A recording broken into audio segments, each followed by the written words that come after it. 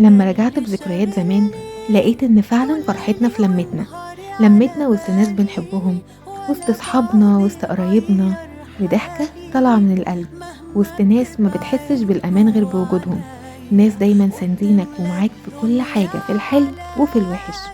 كمان لمتنا وسط ناس بيرجعونا 20 سنة لورا، بيحسسونا بطفولتنا وقد ايه ان الدنيا لسه حلوة. كمان فرحتنا في لمتنا في أقل إنجاز بنعمله، وهزارنا وضحكنا ولمتنا في الشغل. مش بس كده، ده كمان فرحتنا بأقل إنجاز احنا بنعمله بتحسسنا إن احنا فعلا أنجزنا كتير. فرحتنا في لمتنا لما بنتجمع مع أطفال العيلة اللي بيطلعوك من أجدع عمود.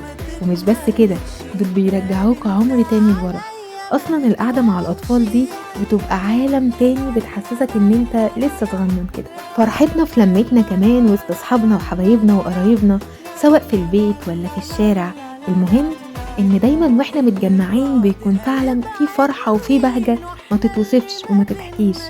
قعدنا ولعبنا وخناقاتنا اللي بتنتهي في الآخر بضحك وهزار مع ناس بتهون عليك وبتحسسك فعلا إن الدنيا سهلة والدنيا جميلة. فرحتنا في لمتنا وسط المطر ووسط أي حاجة مجنونة بنعملها. فرحتنا في لمتنا واحنا في الكلية واحنا في ملعب الكلية. المهم إن احنا بنحاول نفرح ونضحك ونهزر في أي مكان وفي أي مناسبة وفي أي احتفالية. حتى لو بنعمل حاجة مهمة لازم فرحتنا تكمل معانا. فرحتنا مع ناس بتحسسك قد ايه انت شخص كويس وقد ايه انت شخص جميل. فرحتك وانت في وسط الشغل وانت بتعمل حاجة بتحبها. وعشان فرحتنا في لمتنا لازم دايما تقعد تفتكر الذكريات الجميلة اللي انت مريت بيها، تفتكر الأيام اللي قعدت لعبت وهزرت وضحكت فيها، تقعد تفتكر المشاوير الصعبة اللي أخدت منكم مجهود ووقت كبير وفي الآخر انتهت بزغروطة وفرحة وضحكة جميلة. لمتنا في فرحتنا في فرح صحابنا وحبايبنا ورقصنا وضحكنا وكل حاجة حلوة احنا مرينا بيها مع بعض. فرحتنا في لمتنا وسط خروجة حلوة مع ناس رايقة. كمان فرحتنا واحنا بنعمل اي حاجة مجنونة لمجرد ان انت عايز تعمل ده. فرحتنا في لمتنا مع ناس بيرجعوك لعالم تاني خالص، بيخليك تعمل كل حاجة انت ما تتوقعش اصلا انك تعملها.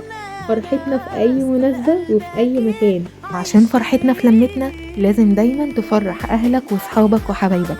اقعد افتكر الذكريات الجميلة اللي انت عديت عليها، افتكر دايما الذكريات الحلوة ان انت ما تقدرش تنساها. اقعد واسترجع ذكرياتك واعمل فيديو حلو زي ده ومنشن لحبايبك. يلا مستني ايه؟